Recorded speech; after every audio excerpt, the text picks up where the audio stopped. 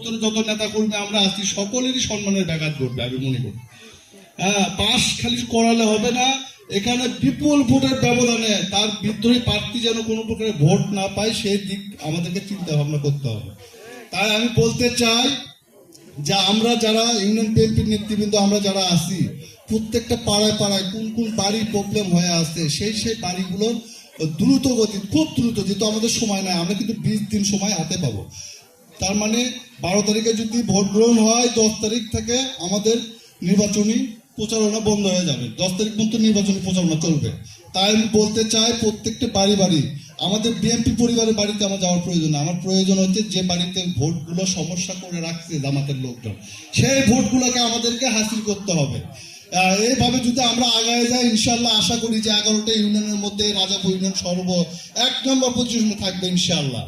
তাই আগামী দিনে আজ থেকে শুরু করে 12 তারিখ পর্যন্ত আমরা কেউ ঘরে থাকবো না, আমরা কেউ ডাকার অপেক্ষায় থাকবো না, আমরা কেউ হিংসা হানাহানি থাকবো না, আমরা যে মুখ ডাকলো না আমাকে ফোন দিল না এই আশা করা যাবে না। আমি যেহেতু দলকে ভালোবাসি, আমি যেহেতু তারেক রহমানকে ভালোবাসি, প্রেসিডেন্ট শহীদ জিয়াউর রহমানকে ভালোবাসি, আমি বেগম খালেদা জিয়াকে ভালোবাসি, তার দল করি আমি। তাই তাকে সম্মান রক্ষা করতে আমাদের যা করণীয় দরকার তাই করতে হবে।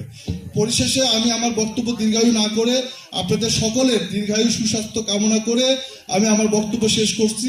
আসসালামু আলাইকুম ওয়া রাহমাতুল্লাহ।